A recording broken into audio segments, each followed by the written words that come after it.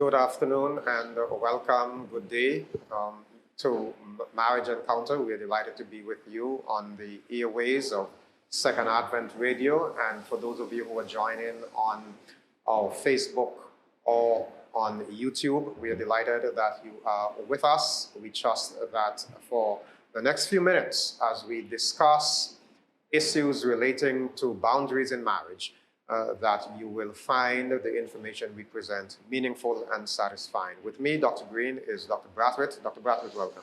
Thank you, Doc. And good day, everyone. Happy that you're with us and trusting that you're doing really well and hoping that you're enjoying the discussions that we've been having. We've been having a fantastic time just talking here on the set. So we just trust that you're doing well. And we encourage you, as always, to invite somebody else to listen. You know, there are a lot of couples out there who could do well with this information. Just invite them to listen. Spend your next 25 minutes or so sharing with us as we continue to share on this important topic of boundaries. And we would like to say before we go into today's discussion, for those of you who watch on YouTube, you know, if you do need to see this program again, or if perhaps after you view this today, you have a friend and you want that friend to see it, please know that you can always go back. You can go to SLC Church channel and you will find all the episodes there. Right. So we just thought we would say that our episodes are always there on YouTube, right. And you can always just search for Marriage Encounter. That's right. And you will see previous episodes. That's right. Well, today we are discussing the laws of boundaries. And indeed, last week we had a very meaningful discussion. We were talking about the law of power, and this week we're going into the law of respect. Yes. That is a big one. Yes. Before we do so, however, Doc, let's have a word of prayer. Let's pray, everyone. Father, again, we are thankful. It's a privilege and a joy to be able to share. Here we ask that as we continue this important discussion on boundaries, and as individuals have the privilege of being a part of discussion, that you'll bless them, that you'll bless us. May we be clear, may the information be useful, and ultimately may it draw families and husbands and wives closer together, we pray in Jesus' name. Amen. So when we talk about respect, this is a topic that is pretty popular in any kind of relationship circle. Right. You know, but in the context of boundaries, bottom line, we're saying the reference that comes to my mind is do unto others as you would have them. Right. You know, so if you want your spouse to treat you well, treat your spouse well. Yes. If you want your spouse to respect you, to appreciate you, do the same to your spouse. That's my summary of No, you're absolutely correct. Very important. I mean, you know, a lot of people think of boundaries, think of respect as, you know, somebody doing what you tell them to do. And that's how they view respect, you know. And in this context, as we talk about the law of respect, you know, it's interesting, Doc, to note that it's not so much about really setting a boundary, but it's more about our willingness to submit to the boundary of somebody else. You know what I mean? When you talk about being respectful of your spouse, it is being respectful of the boundaries that they may establish. And that can be quite problematic for some people when they interpret, Doc, you know, that passage that says, wives, you know, submit or respect your husbands. When they interpret it as meaning that I have power over you, then it can create a challenge. You know, we sometime in the past spoke about, I used the illustration of athletics and athletes running on a racetrack with different lanes, and the need for people to be disciplined enough to stay in their lane. And we can convert that to driving on a multi-lane highway and know that you just don't cross boundaries because that's going to be a disaster. You know, so even if you don't have a multi-lane highway, if it's, you know, a set of vehicles going in one direction and then coming in another direction, if depending on where you live in the world, you drive on the left side, If you cross the wrong lane, it could result in your disaster. death. Yes, yes, yes. So the matter of having the discipline to stay in your lane, to allow individuals the freedom to move in the direction that they want to move in, is what we're really talking about in this concept of boundaries. No, I laughed, Doc, because when you spoke about lanes, I was with a very good friend of mine. We were driving cross state some years ago in the US, and his family was in the car, and I was driving. I was driving at the time, and I began to get really, really tired. So I indicated that I need to switch, somebody else need to drive. And I felt so overwhelmed with my tiredness. I really didn't want to risk it. So I glanced in my rearview mirror. I was in the furthest, probably left lane, and I needed to get across to the shoulder. So I made a quick maneuver. I had checked the traffic, but I moved quickly across the lanes. It was about 3 or 4 lanes to get to the shoulder. And I remember his daughter saying, "Daddy, Daddy, he's going to kill us. He's going to kill us." And I thought of the illustration because I feel like sometimes, in that journey of understanding what lanes and boundaries, sometimes we can attempt to shift and to move across, and it endangers somebody else. You know what I mean? So you in your family relationship, you are attempting to move or shift lanes. You've had no discussion with anybody. You want to adjust to be a certain practice in your home, but you don't feel like you need to respect the other person. So you just change things by yourself without any discussion, and it puts other people in jeopardy. And the reason I like the illustration about the multi-lane traffic thing, if you're going to change lanes, yes, you have to. You have to indicate. That's right. You have to indicate, and you have to give time as well. Precisely. I didn't do it the right way. That's the point I'm making. but here's what I'm thinking, Doc, because there may be times in your marriage where you do need to change. You do need to change something that you normally would do, for whatever reason. Maybe you're not feeling so well. Yes. You want to say, honey, I'm going to suggest that you do this afternoon. Yes. Rather than just leaving it undone. That's the point. You communicate. So if you're driving down the road and you need to change lanes, you check, make sure that the traffic is clear. You indicate so that other road users would know that this person is about to make a maneuver. And that is the respect you have for others. Right. We must bring that respect into our homes as well. That's the point. We like to say, don't just drop a bombshell on people. That's right. In the indicating that I'm going to change, that I'm slowing down, that I need to do so and so, is respecting the other drivers. And that is what we're saying. You need to recognize that you are not the only person on the road. Sometimes I am driving and I shake my head and I wonder, do they realize that this is not a private road? That there are other vehicles on the road? Because what you witness, you can't believe it. And in your marriage relationship, you have to understand that there is another person on the road with you, and you have to respect that individual's right to be on the road with you. So interesting, Doc. You made the point that boundaries and the law of respect is really about having respect for the other person. Okay, so because I value my spouse, I am going to respect their boundaries. And prayerfully, as you mentioned, do unto others as you would that they do unto you. They will respect my boundaries as well. Now, imagine for a moment that just a simple illustration. You're at home watching the news, and your spouse comes in and says, where's the remote? And they take up the remote and they just change the station. Okay. Well, nobody else is in the room. Well, apparently not. Apparently not, right? You sit there and, as the one who's watching television first, and you don't say anything. And we spoke a bit about that already in terms of ensuring that, there's a consequence for that type of thing. But that's not what we're addressing right now. So then, later in the evening, the one who changed the TV station is in the room with the lights off, trying to fall asleep. And you come in now and you just switch on the light and you continue to do all of your business, making noise, whatever. And the person says to you, don't you see that I'm trying to sleep? You don't have any respect for me. Now, we're talking about the mutuality of respecting each other's boundaries, right? And, we like to say in the Caribbean, say one, say two, right? A person may say, well, two wrongs don't make a right, which is correct. But the fact that if you have a constant habit of not respecting the boundaries of your spouse, then the likelihood is that you're going to develop an environment where your spouse doesn't respect your boundaries either.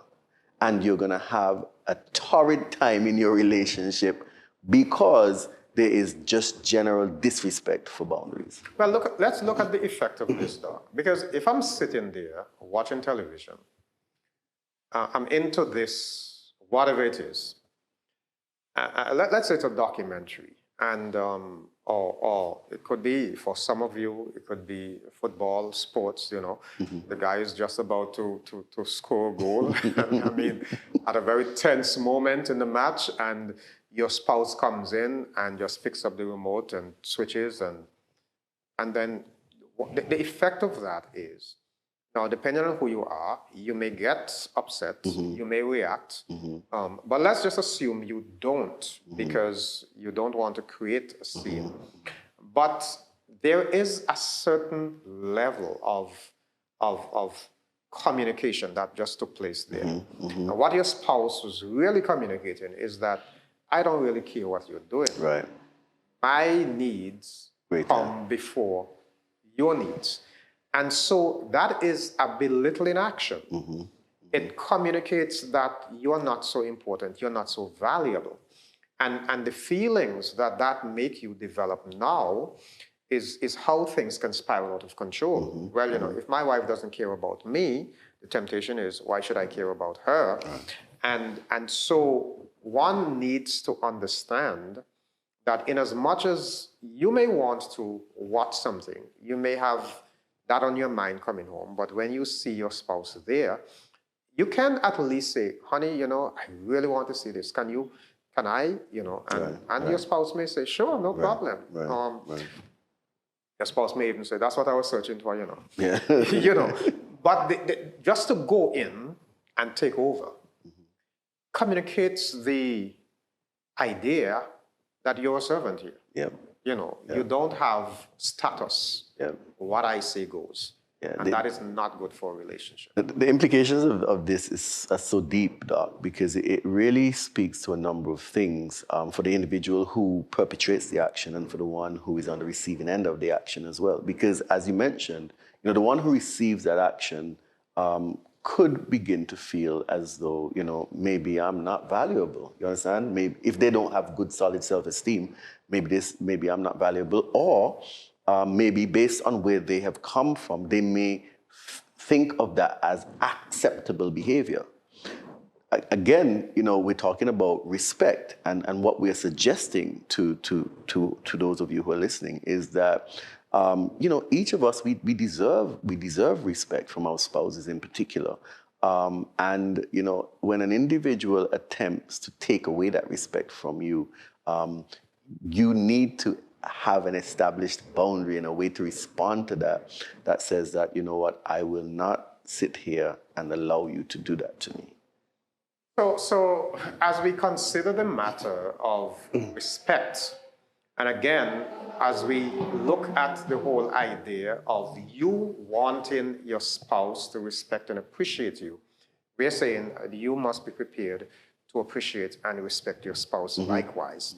I want to suggest that in terms of the application of the law of respect, it is a good thing for individuals to get to the point where they can get feedback from their spouse, and this calls for a certain degree of humility. Again, we're talking about marriage, and in a marriage, we start out, or we should start out, with the understanding that we're talking about equal partners in the relationship.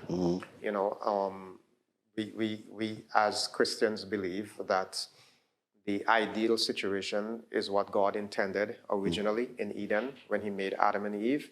God blessed them, God gave them dominion. We notice that when God spake to them, it was never to Adam alone, it was always to the couple. And when we have that awareness that we are together as one, we are a unit, it makes the relationship growth a lot easier. So one of the things we're saying in terms of appreciating each other, you must also, not must really, but you can also look at yourself and ask yourself and be humble enough to say to your spouse things like, honey, do you think that I respect you? Or what would you like me to do more of? What do you think I am doing that is a bit upsetting to you? You know, that kind of discussion can provide the opportunity to share concerns or even just to express commendations. Right, right. It's such a complex matter, you know, as we again contemplate, looking at how we respond to each other, whether through commendation or even addressing an issue of concern. I think, you know, in the marriage, we ought to do those things in a way that's going to build the relationship, and so that, you know, we take the time to think about, you know, how my actions, how my thoughts, how my sentiments will impact the other person, Doc. You know, I think Cloud and Townsend speak about the fact that when you come together in a relationship, you're talking about the expectations that the people have as they come into this relationship. You're speaking about the feelings that you bring into the relationship. And sometimes it can be complex. You know, it's not an easy journey to differentiate and to understand and appreciate. And as we said, we come into the relationship also with our own baggage, Doc. Sometimes, you know, persons may feel that it's okay to operate in a particular way until the other person establishes a boundary and helps you to see, no, this is not acceptable. And so within that context, you work together to help each of you to learn, as it were, to respect each other and your opinions and ideas. And that's the idea, Doc. When we understand that we may be, I mean, a marriage is by no means just a free-flowing kind of thing. As you mentioned, people bring their baggages. People may come from different backgrounds, both culturally and otherwise. You know, even you may be from the same culture, but your family orientation could be so different. Yeah. So even the way you relate to we're in the Christmas season right now, and you may be accustomed to having a certain kind of tradition at Christmas time, and you may be married to somebody who cares nothing at all about Christmas. And that can create a challenge. So it is good to be able to ask questions. And I like, you know, Cloud and Townsend asks a question that is appropriate for a couple. And I particularly like this. How might I be crossing your boundary? Right. You know, when your spouse says to, you know, am I really crossing over into your boundary?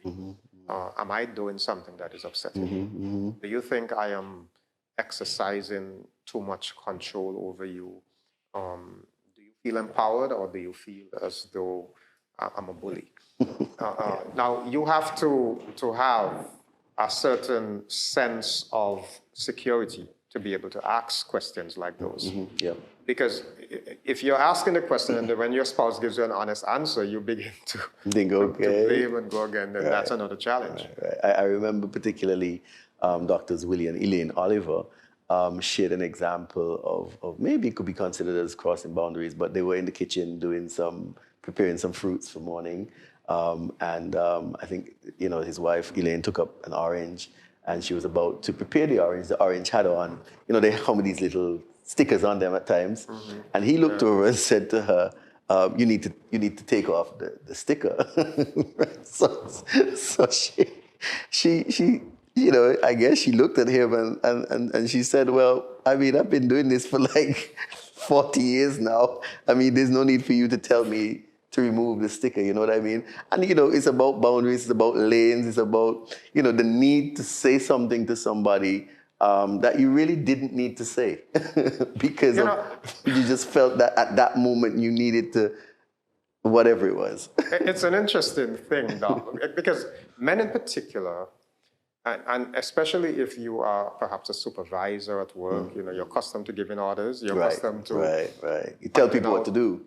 Yeah, and you go home now. You want to do it at and home you're too. telling your spouse, do it this way, do it that way, and your spouse may be reacting. Every now and then I find myself saying, do this, do that. Yes.